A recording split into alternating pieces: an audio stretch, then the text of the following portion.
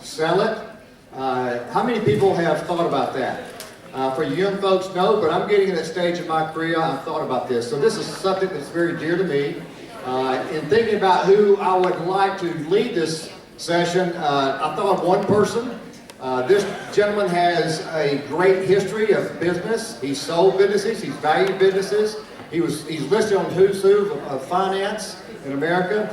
This gentleman knows what he's talking about. So it's a great time and my pleasure to introduce Bruce Theibauth. Let's give Bruce a round of applause. All right, Bruce. Thank you. As all of you know who know me, I'm very shy. I have done over 7,000 retail presentations in my career. This is the first time I've done a formal presentation on this topic, and I told Tommy I was really glad he asked me to speak on this, because it's one that's near and dear to my heart. But many of you may have thought coming here this morning you were coming to find out if you wanted to sell your business, which Tommy just referenced. It's not just about selling your company. Do you want to own something and not know what it's worth? Do you know what your house is worth? Do you know what your car is worth? Probably so. Do you know what your business is worth? How many of you know what your company is worth today? Please raise your hand. Well, that's not too exciting. There were maybe three, and I know one of them just bought his company, so he should know what it's worth pretty recently.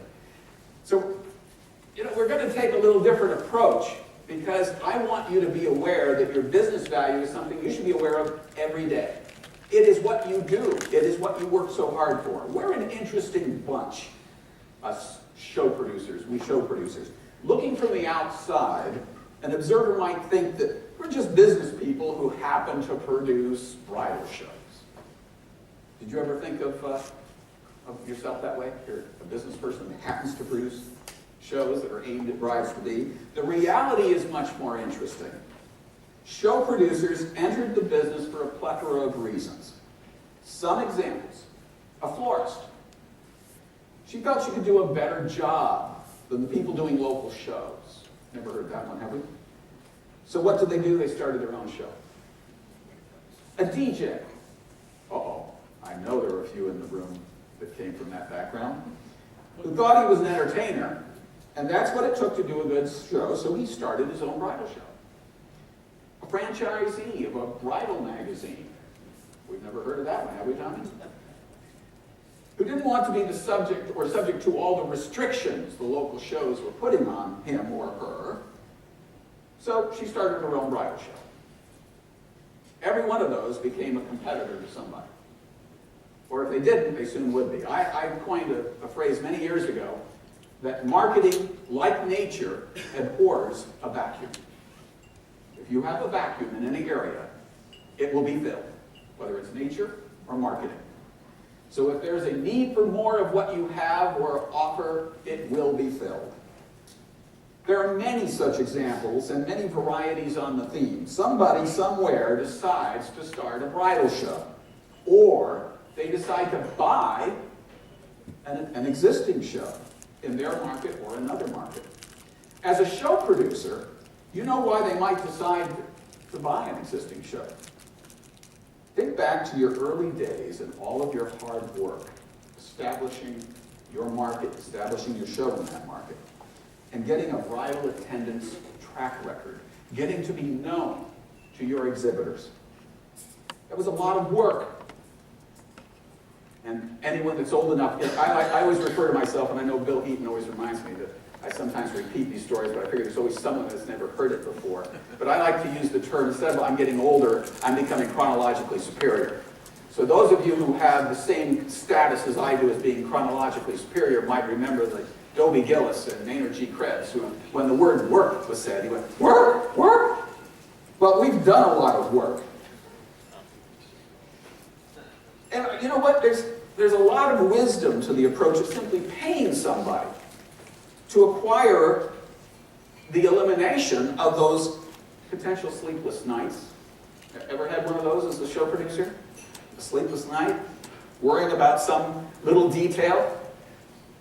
And the lost time it would take to start a new show from scratch. Well, let's face it, there is some price point, not immediately known to each, the potential buyer and the potential seller, which when established will result in a sale. I had a piece of land. Some who know me know I have horses. I have Pasquino horses, and I live in an equestrian complex. And I also owned a piece of ground, several acres across the street from me that was vacant. And I got a phone call one day, and the gentleman on the other said, what do you want for that piece of property out at Skyline Ranches where you live? And I said, it's not for sale. And he said, yeah, I know. Well, what do you want for it? I said, it's not for sale. Ah, come on. You'll sell it. I said, no, it's not for sale. So I got so annoyed, I finally said, well, okay. I grabbed a number out of the stratosphere. I mean, this number, no reasonable person would have continued the phone call. He would have said, go away, and hung up on it. I grabbed this number out of the stratosphere, and he said, I think we can do a deal. I said, I guess it's for sale.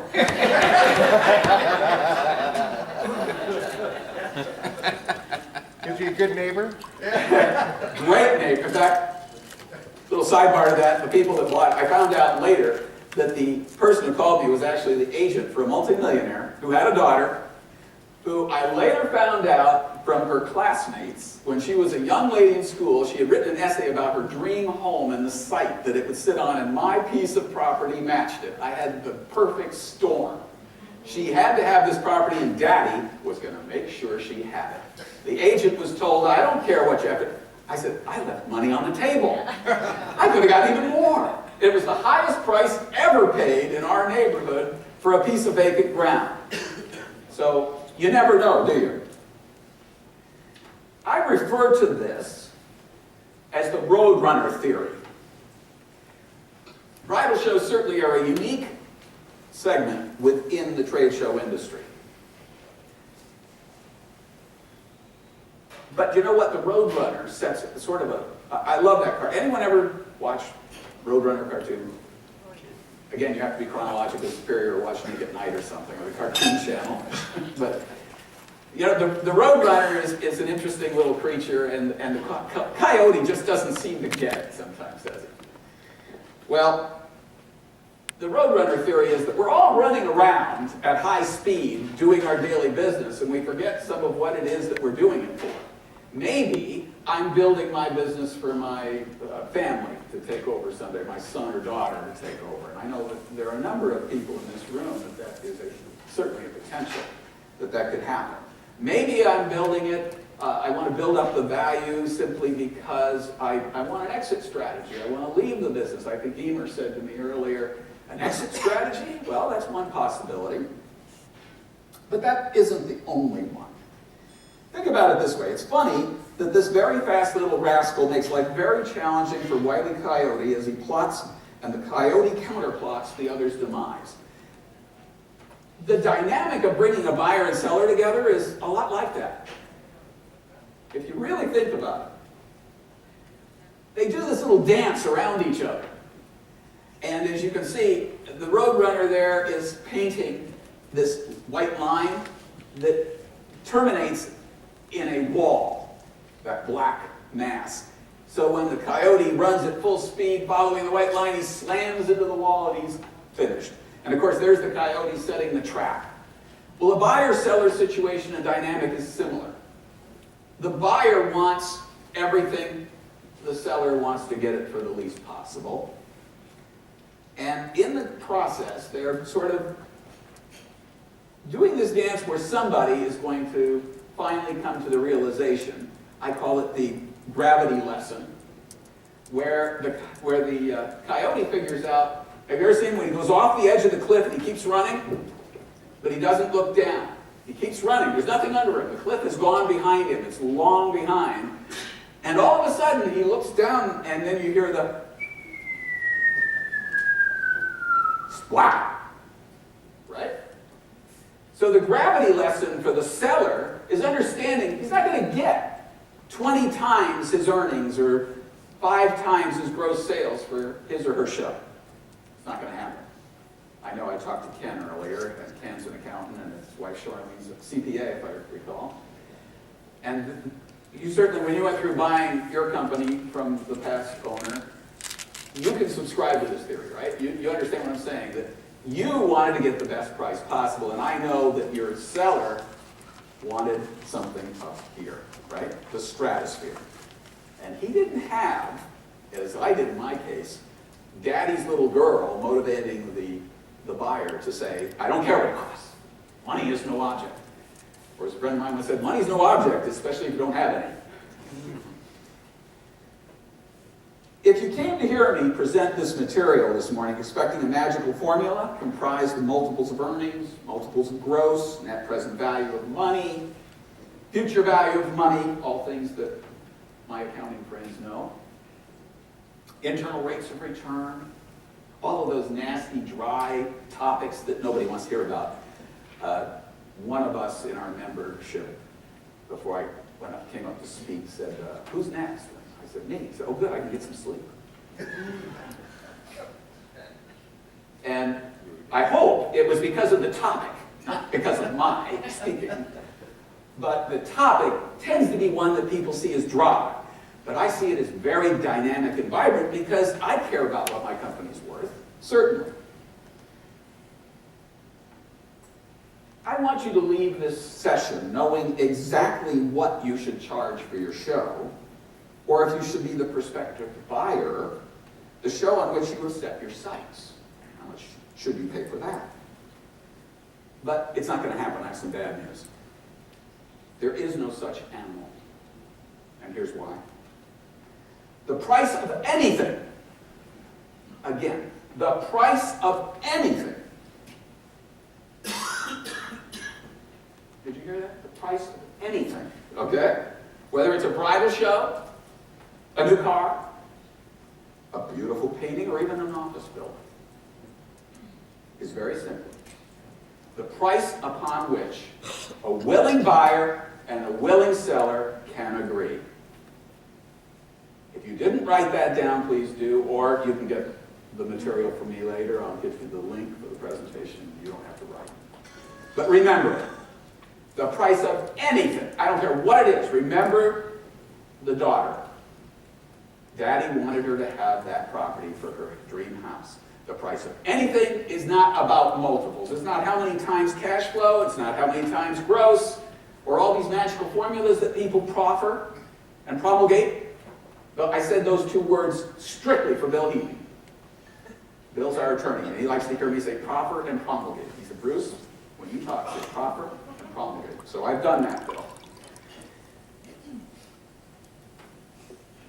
You've got to understand that concept because everyone has a different idea about the value of anything. And there is no such thing as price in the world, whether you're buying a whole show or whether you're selling an exhibitor in your show. Price is not about price, it's always about value. And value is different to every single individual, isn't it? If somebody comes up to you on the street and offers you a diamond, 5-carat diamond, and he says, this is normally worth $10,000, but I'll sell it to you for $300, the first thing that goes off in your mind are all those bells saying, alarm, stolen, scam, it's fake, whatever. If it were really worth $10,000, what do you think he'd sell it for? $10,000. So it obviously isn't. Perception is the basis of all value. If I feel something is worth something and I'm willing to pay for that, I just established the value. No matter, and I've asked many of you, and some of you are kind enough to give me some information. Those of you who have either bought or sold a show or a company gave me information to help support some of my research in this. And you gave me some valuable information that tells me there is no multiple that really works. There are some consistencies, but then there are those little idiosyncrasies that you might not know about. All those multiples I just talked about, multiples of gross, of earnings, internal rate of return. By the way, does anyone in here, have you ever heard of the rule, other than my accounting friends, have you ever heard of the rule of 72? Raise your hand if you've heard of the rule of 72. Good, a number of you do. For those who didn't raise their hands, the rule of 72 is very simple. It's a nice little formula that's handy. It's not exact, but it's close. Take the interest rate on anything, whether it's a credit card, a savings account, CD, government bond. Divide that rate into 72, and that will tell you how many years it takes for that principal value to double. So if you pay 18% and you don't reduce that capital bill at all, which is why they give you that little warning, if you only pay the minimum payment, it's going to take you 30 million years to pay off this account. You know, we will be in climate change, there'll be a new ice age before you get this paid off. It'll take 18 into 72 only takes 4 times. In 4 years, that number will double.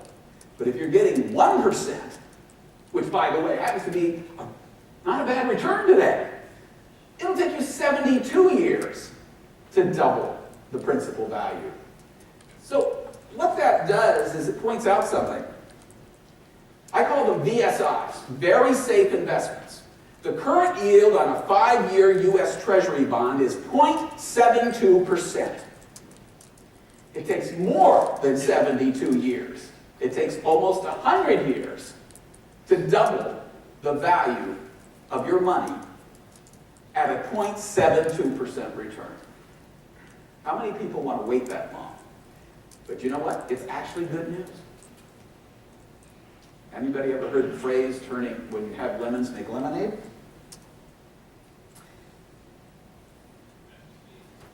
If you're not getting a high rate of return for very safe investments, what does that tend to do in the real world? It makes people find things that can pay them a better return, and they're willing to absorb a little more risk. Am I not right, Charlene?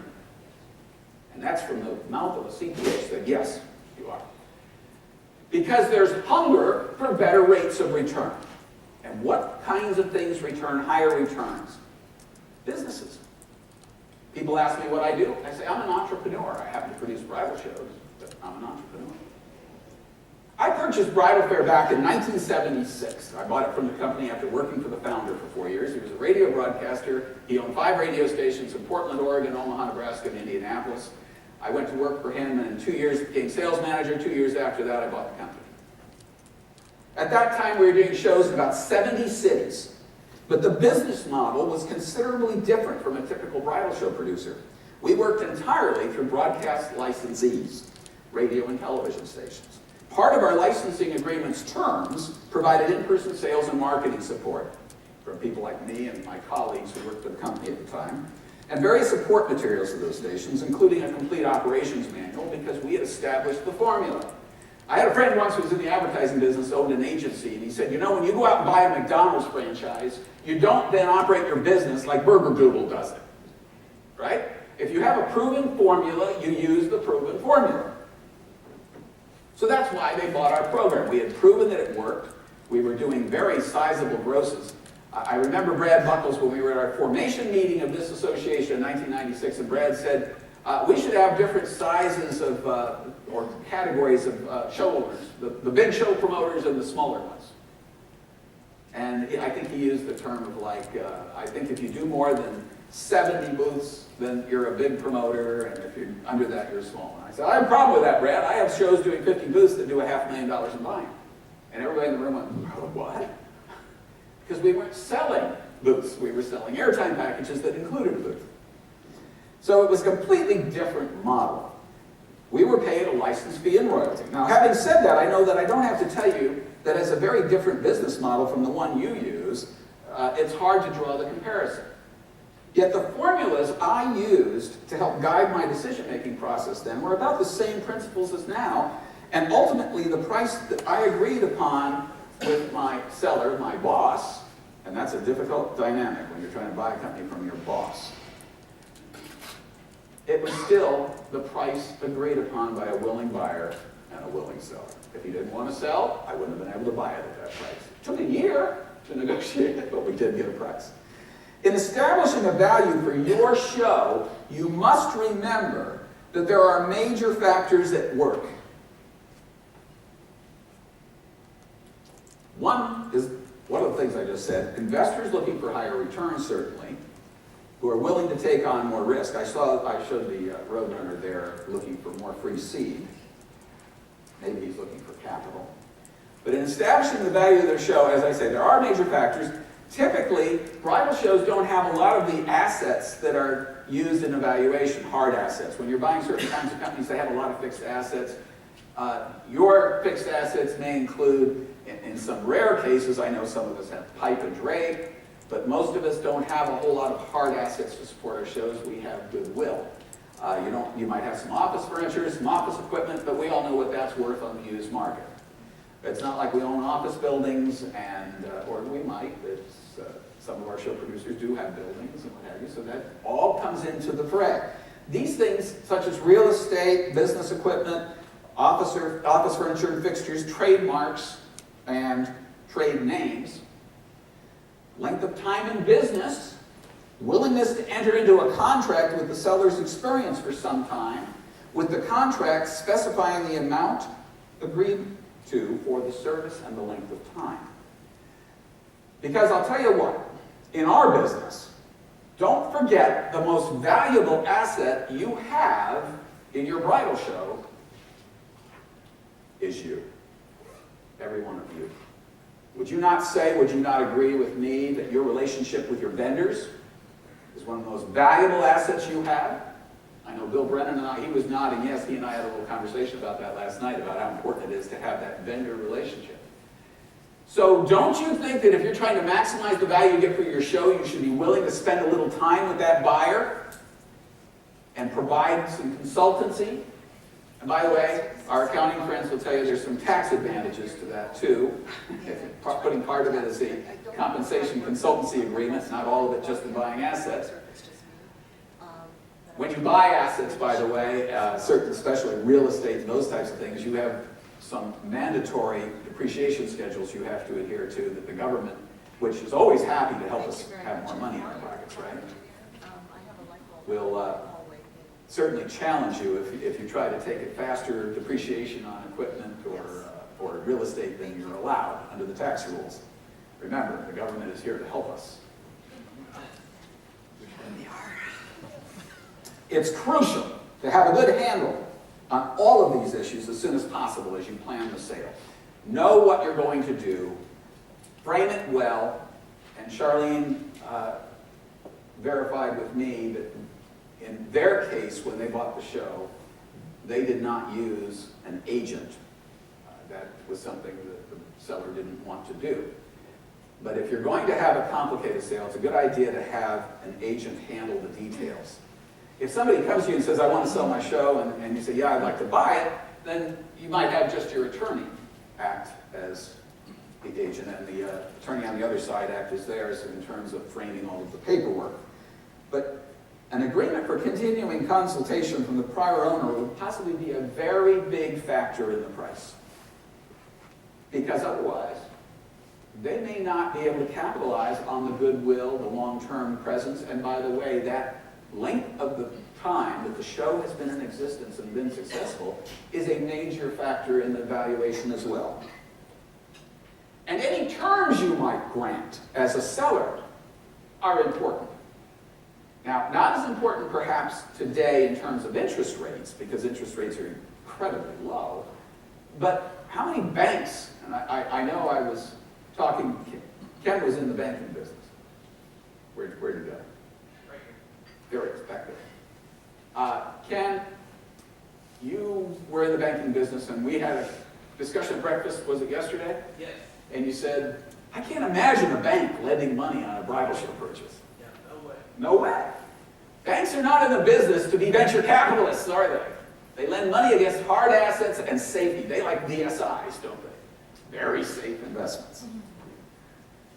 So if you can grant terms, that's going to be a big factor if the buyer doesn't have all the cash necessary, and you can grant fairly liberal terms, and of course make sure you have in your contract a provision that if they default, you get title back. Just like if somebody doesn't make the payments on the car, the little fellow sneaks out in the night, repossesses it. Well, make sure your contract provides for if they do default, that collateral is your show and the title to it, and it's as if the sale didn't happen.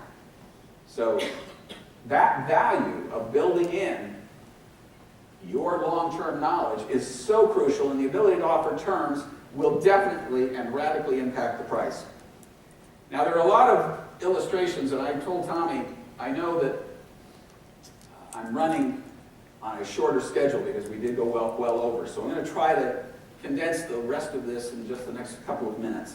So I'm going to try to keep myself on time.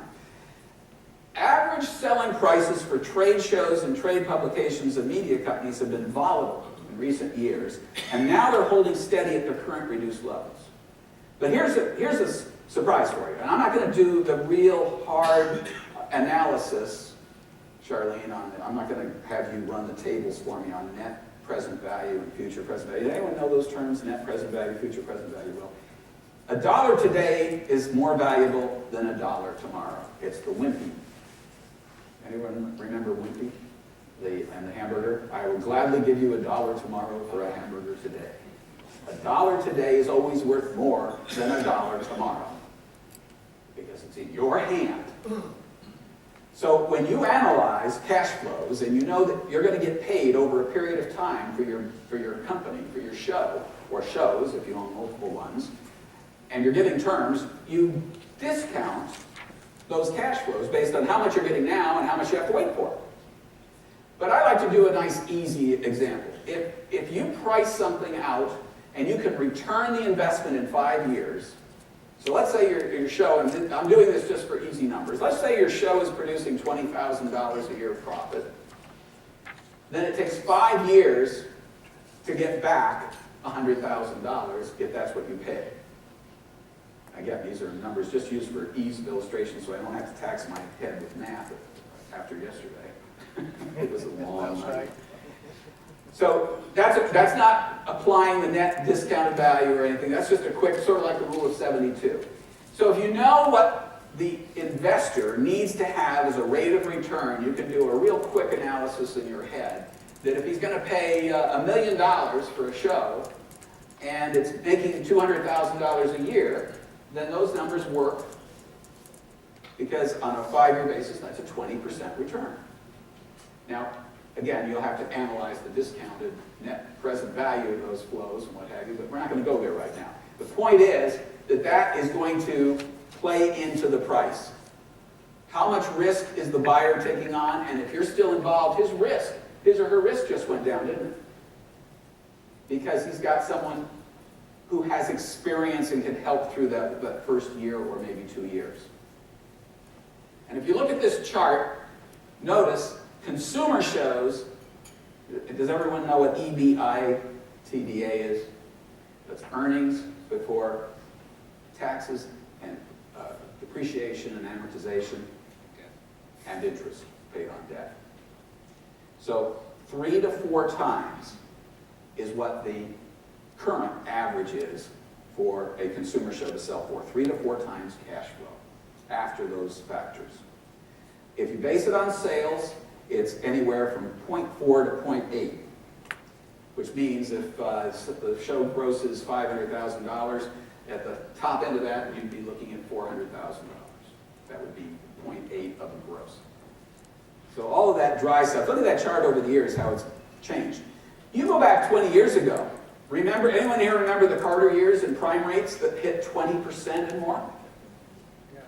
If you're making 20% on prime money for VSIs, very safe investments, you're going to require a much higher return to justify risk, aren't you? So actually, the good news is that with our low interest rates today, and by the way, don't believe anyone who tells you, I just talked to my friend Warren Buffett last week. He said, don't ever believe anyone if they tell you that these interest rates will be around forever. They will not. This is a great time because buyers don't have to have as high a return to justify some risk as they did when interest rates for VSIs were 20%. Because I'm certainly not going to take on risk to get a 20% return if I can get it guaranteed to me by the U.S. Treasury or by a bank. So think about what we're really seeing right now is in our favor. Because those low interest rates actually make the selling price of your show possible to get a greater value for you. So it's always, again, lemonade that comes into play.